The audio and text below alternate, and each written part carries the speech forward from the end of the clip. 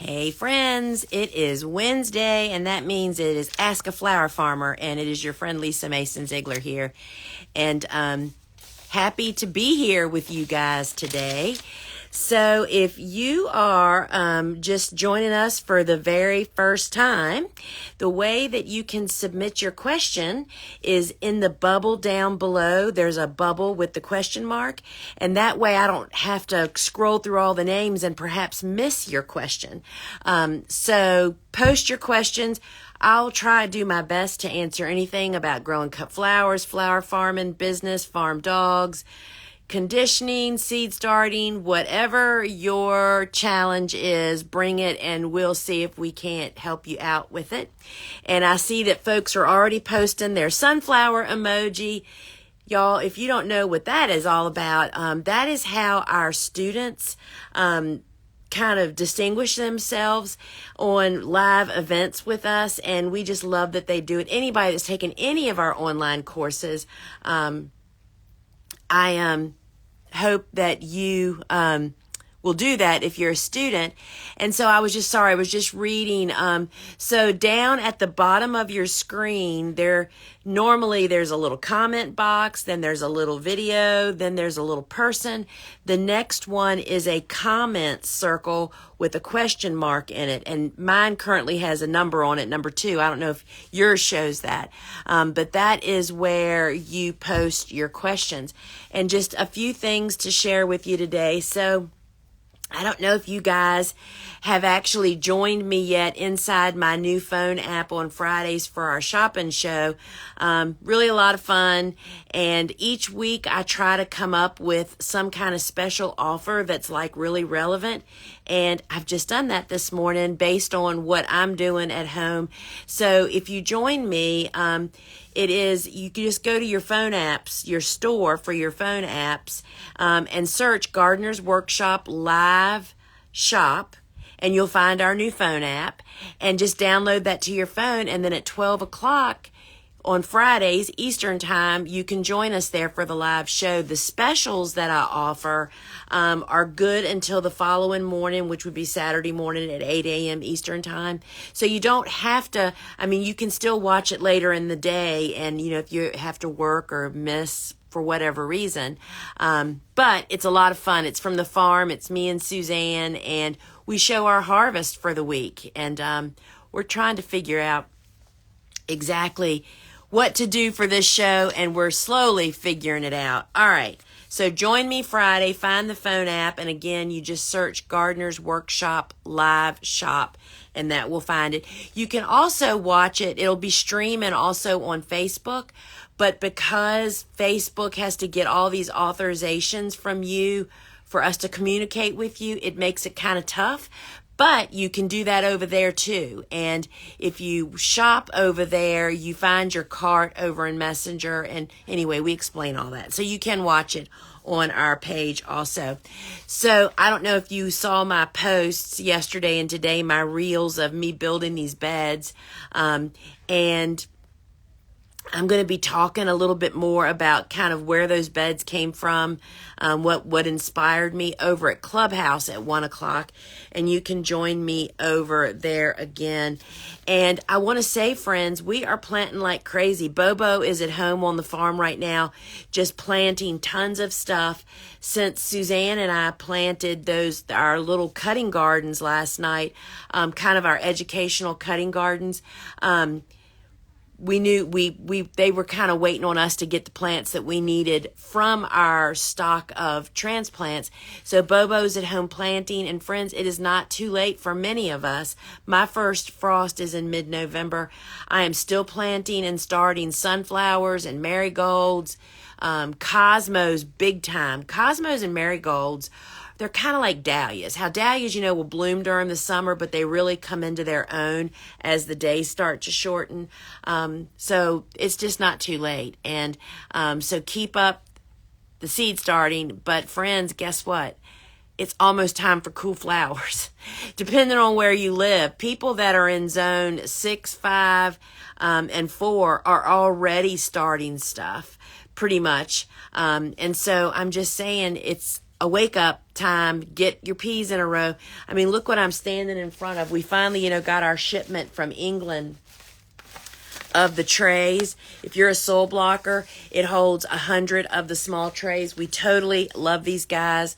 And these things are flying out of here. And I know it's because people are getting ready for cool flower starting, cool flower seeds. So I see we've got a bunch of questions here. All right, so let's look at the first one. Little Meadow Flower Farm. Stem length is important, but just how long do we leave them when harvesting for florists? Do you really need a 4-foot long sunflower? You do not. And I will tell you that sunflowers in particular are really heavy. So I have a standard height. I don't know how many inches that is, but I will tell you that in a normal size 5-gallon bucket, typically there would be about 4 inches of additional stem. Then you have the bloom. So you can gauge that based on a 5-gallon bucket. I charged extra for super long stuff because not only is it heavier, it's more difficult to handle. You have to go take special steps to keep them upright and straight. Delivering them is a pain in the butt. So, yeah, no, you do not need to keep them that long. And, that's pretty much, your customers, your florist customers, you'll figure out just from your conversations with them, you'll find out those people. I took care of one florist that did a lot of what we call big lobby work, big hotels that have big arrangements. They were the people that if this week I was, let's just say, cutting amaranth or something that was really, really tall, I would, on the availability list, I would say this particular plant or flat stem is available taller, add $3 a bunch or whatever, because, yeah, total pain in the butt. So good question. Cultivating the Heart Morning, can you go over the process for cutting hydrangeas? So first off, I want to say that I think it's in my profile. I'll have to look. But sorry, I forgot to put my phone on Do Not Disturb, and I was afraid it was going to mess us up. I did a webinar that is still available. It's only available, I think, during the month of June and July now. But you can request it in my profile. It is Growing Hydrangeas, and it also covers harvesting them and, what we do about drying or not drying or whatever. But basically, there's so many different types of hydrangeas. Typically, I am talking about the big mop head hydrangeas, which are the blue ones, and we sell them from the time that they have a bud about this big in the very early season when we're so hungry for filler. So I start cutting them at that stage right up until they're blue, light blue, and, very fleshy and very fragile, I guess I will say. So I will tell you that we aim to sell all of our hydrangeas fresh. We don't dry anything. That is like another whole added pain in the neck. It's for storing it, why not sell it fresh, right, if you can? So my process for cutting them fresh is that I don't put anything in the water. CVB tablets won't hurt them, but they don't really require it. They don't dirty the water. That would be the very first crop that I would cut in the morning. The only thing that might come before that would be basil. Depends on where I'm cutting from. But they get cut at 6 or 6:30 in the morning. I strip all the leaves off except for maybe the top one. And they go into straight water. And I just cut the stems, y'all. All of this craziness of splitting the stems and smashing the stems and boiling water. Do whatever suits you, but I've just never found it necessary. 100% hydrangeas benefit from refrigeration. If you have a cooler, I mean, it's just like, you know how you leave lettuce sitting out and it gets a little limp, but if you put it back in the refrigerator, it crisps it right up. The very same thing is true for hydrangeas. Typically, I was the one that did all the hydrangea cutting. I would cut the hydrangeas, you know, get as many in a bucket. It looked like an ice cream cone, you know, with the big, like a cupcake actually, with the blooms on the top. And then when I would take them in, I never allowed the buckets to sit in the sun. You know, I was always in the shade with the buckets, and they were taken directly indoors. At the very least, put in cool air conditioning, but because I have a cooler, I would take them straight into the cooler and they would stay there until the next day. Hydrangeas are really, and we would even take hydrangeas to the farmer's market, y'all, if you condition them properly at home. And the refrigeration is what really makes a difference. It's very true on dahlias also.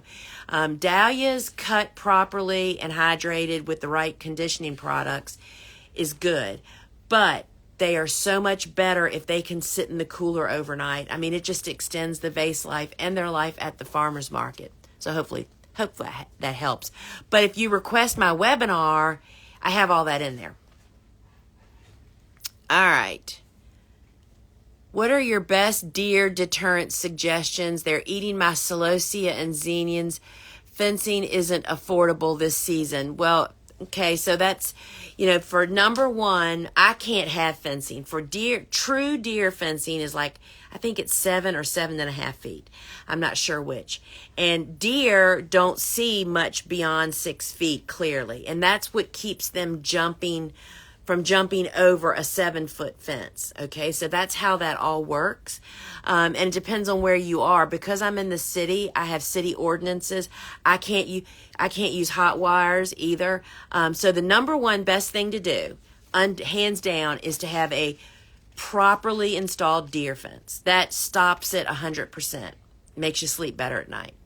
If you can't do a fence, just because you maybe can't afford it this season, as you're saying here, that it's not in the budget, then the next thing I would consider would be a hot wire.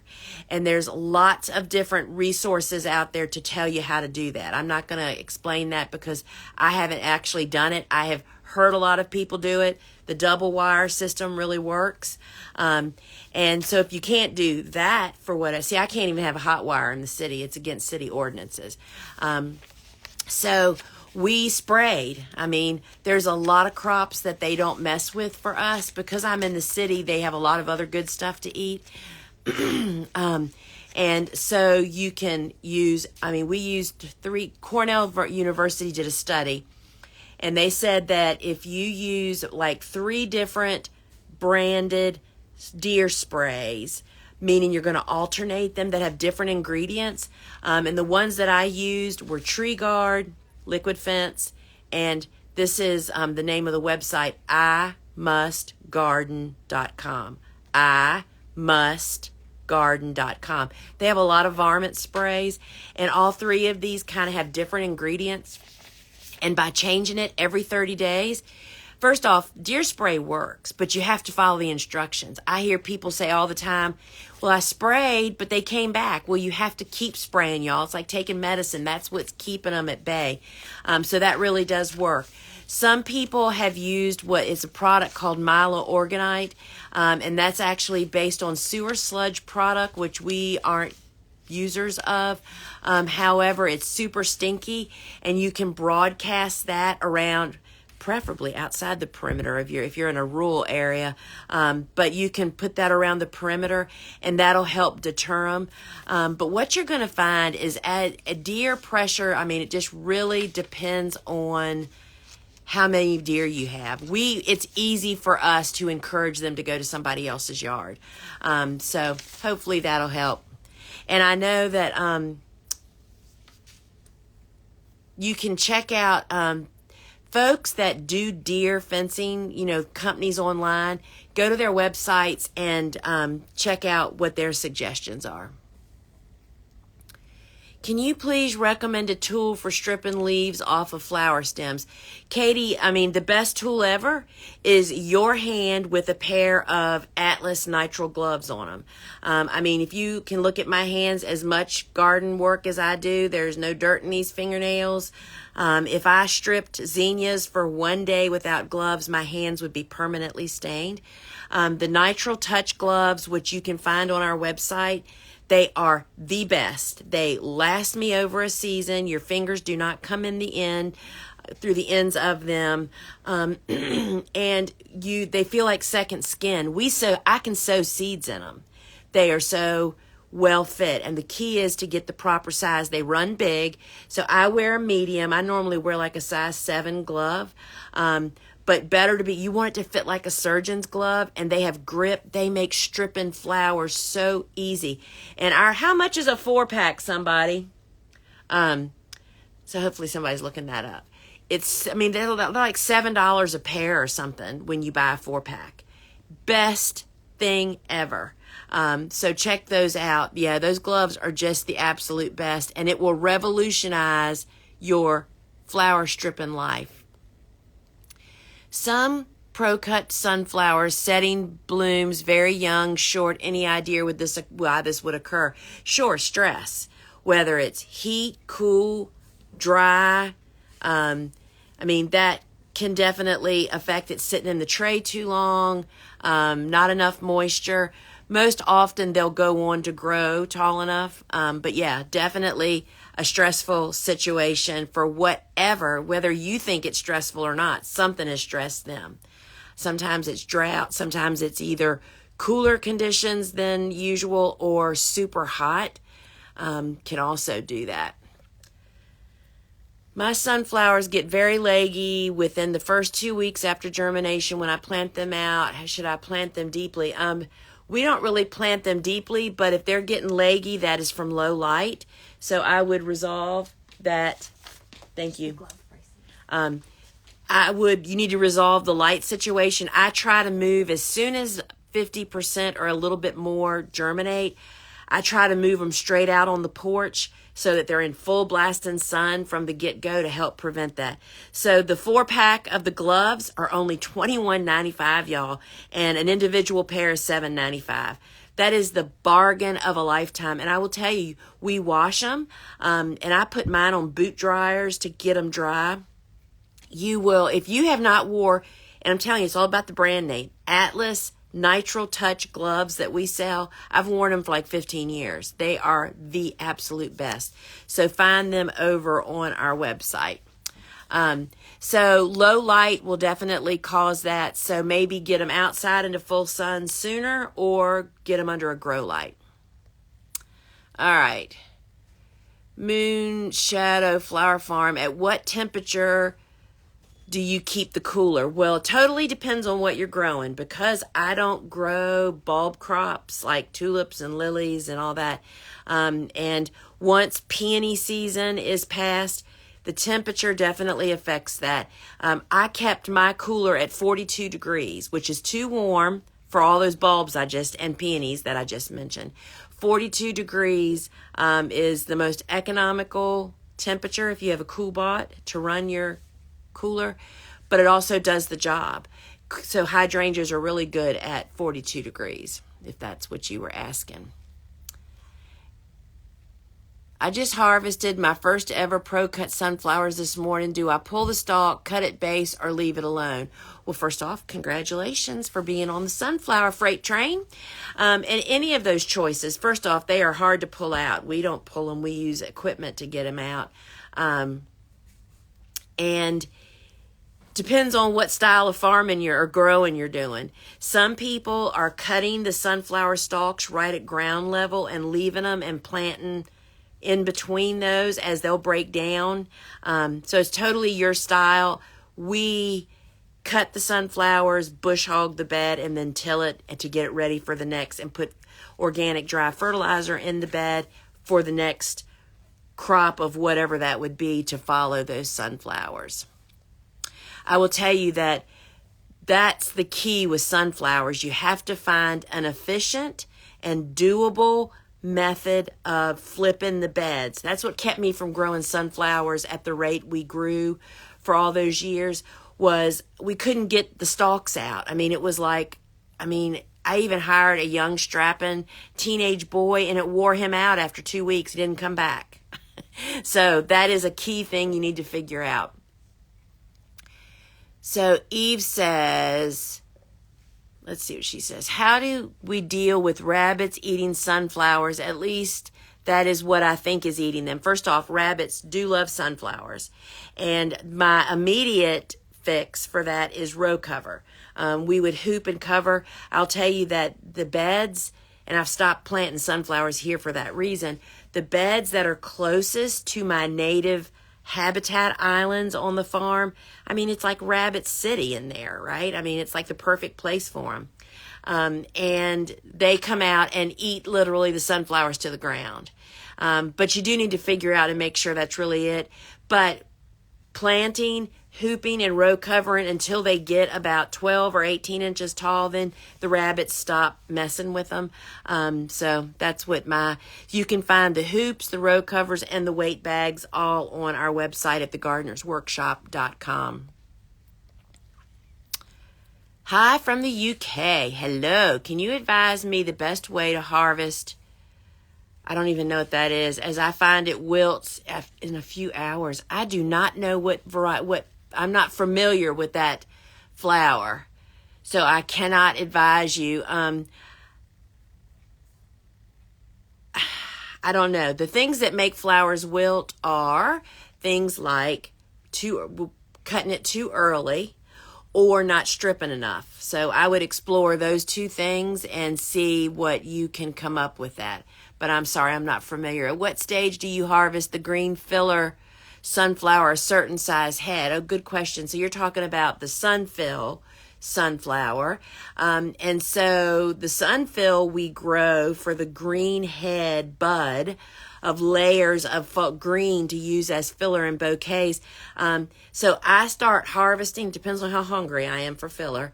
I start harvesting it as soon as it's big enough. And then typically it'll have 3 or 4 smallish kind of leaves around the head.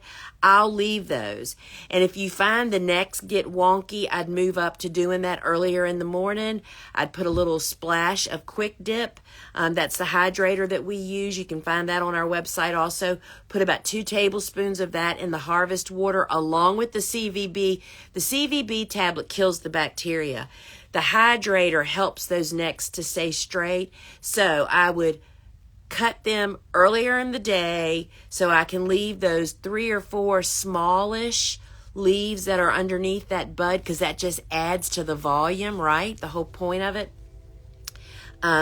And get them inside and be sure to keep them upright, and that'll work really, really well. And so early in the season, they're smallish, but they get bigger as the season goes on. Good questions today, y'all. Hi, Lisa. Thanks for sharing your knowledge. Do you use netting, and if so, on which flowers? Yes, I am a big netting user. In fact, even though I know I'm posting pictures this year of no netting, it's because I'm working on a special project, y'all, and they do not want netting in there. But netting is, if you are a small grower, especially, or if you are a grower that has a big demand for your flowers, you are a risk. It's like, let's put it to you in this terms. It'd be like riding around in your car with no seatbelt on. There you go.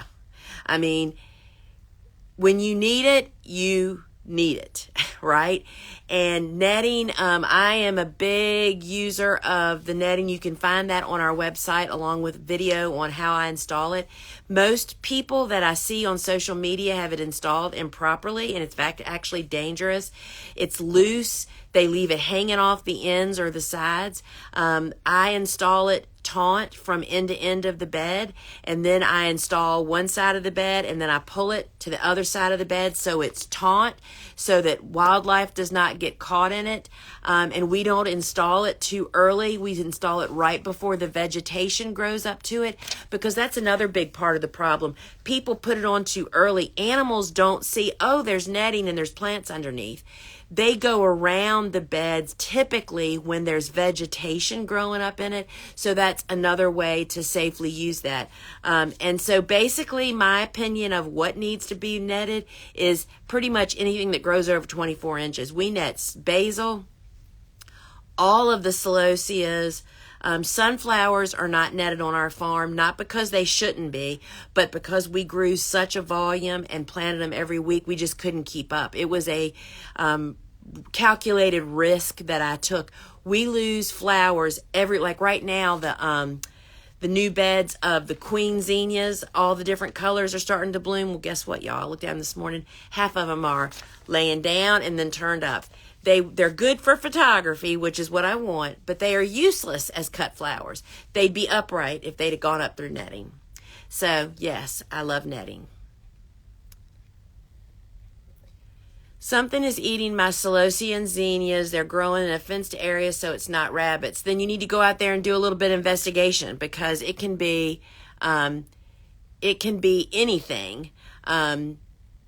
So you've really got to be a super sleuth. Slugs eat so much more than people think. It really depends on what size your plants are. And, if you are having trouble, I would reach out to your local extension office and talk to an agent or a master gardener. Most often they may even be willing to come out and take a look, or they'll tell you what to look for in your area and ask you questions. But that would be my first stop. My snaps do not have too many flowers on the spike, and the stem is not as thick compared to what I see selling in the market. What's wrong? This is my first year growing. Well, Joanne, it would definitely depend on where you are. Snapdragons are cool season hardy annuals. So I don't know where you are, but it's warm where we are, although I have some trials growing of some of the snaps that do like long days and tolerate warm temperatures. But it's stressed, whether that is insect stress or heat stress. Those are the things that I would check out. And you can also take one of those stems. I would cut it a little bit shorter, put it in a plastic bag, and take it to your extension and say, what's wrong with my plant? There should be more flower buds on the stem. Oftentimes they can check it out and find thrips or other kinds of insects. That is perhaps the most struggle that I have seen people really struggle with. They don't want to reach out and ask anybody questions. I know nothing about bugs, basically. I mean, I know enough to get me in trouble. I go to the people that's their profession, and that's our extension agents. That's your state tax dollars at work. They're down there ready and waiting to answer your questions. How do you harvest pot marigolds and hydrate them for bouquets? Mine have droopy heads. So calendula is another cool season hardy annual. We typically are harvesting them. They're one of the first flowers to bloom on our farm, like in March and April. They definitely don't tolerate heat very well, especially once you make the cut. And I strip everything except for one leaf off of them. I make the cut all the way at the ground. And so that may be a problem. Again, when you're growing cool season hardy annuals, which are Snapdragons, calendula, all the cool flowers plus others, they don't like it warm. People harvest late in the morning, early afternoon, and that will not fly with cool season hardy annuals, particularly when it's warm outside. So that may be part of that also. And the hydrator quick dip would certainly be my next step after you fulfill doing it early and getting them stripped properly. Can netting be used in container gardening? Well, it would depend on how big your container is, but you could make in a container, you could put 4 nice strong, depending on what you're talking about, staking, put 4 stakes and then use twine and make, an X and, kind of make your own netting in a container situation. Let's see. Hi. My Bobo hydrangeas have only grown 1 foot after 3 years in dapple part shade up in Minnesota. Suggestions? No, because I've never grown the Bobo hydrangea. I know that Bobo, that works for me, bought one, and I actually think she lost it. It may be I don't know anything about them. All these new hybrids, oftentimes they just are not as vigorous growers as we would like for them to be. But it can be anywhere from poor drainage, and up where you are in Minnesota, let's see, have grown in dapple part sun. Might, like in New England, hydrangeas are in full sun because they don't have hot, humid summers like we do. So I would go to a local independent garden center and try to find somebody that knows a little bit of something and talk to them about it. So I'm sorry I can't help you. All right, y'all. All right, so I'm going to take this one last question. Hi, Lisa. When I cut my snaps, they bend slightly. Is that normal? So Snapdragons are what is called geotrophic, and that means that if you don't net, if this is the sunflower stem and they get pushed down in a rainstorm because you didn't net them, this stem will quickly bend and turn upright. You'll never fix that. Same thing happens when you put them in a bucket, that you're not keeping them upright. That's one of the things that I talk about in flower farming school. I mean, I preach from the rooftops. You really have to have the proper size harvesting container for what you're harvesting. You know, if you've only got a little handful of flowers out there in your garden, don't be taking a 5-gallon bucket out there. They're just going to slide down the side. You need to find some kind of narrower bucket. And I hear about people doing all kinds of crazy pipes in their buckets. I can't imagine how long all that stuff must take. I have never found any of that necessary. All you have to have is have 2 or 3 different options of bucket narrowness or the opening size, and then match your harvest to that accordingly. And then you just need to be sure you're keeping your stems upright and they will not bend. All right, friends, meet me over on Clubhouse at 1 o'clock. I'm talking about my new partnership with Joe Gardner, aka Growing a Greener World on PBS. And just love Joe, love everything he stands for. And I'll be talking more about that. And just why I love him so much. And that's over on Clubhouse at 1 o'clock. And let's see, don't forget to get the phone app and join me Friday for the shopping show, y'all. It's really wild. We totally love doing it. I mean, there's a wall of flowers behind me. Once you get the app, you can go back and watch the previous weeks also. And great special going on this week. So, friends, until we meet again, find me over at thegardenersworkshop.com. Ciao.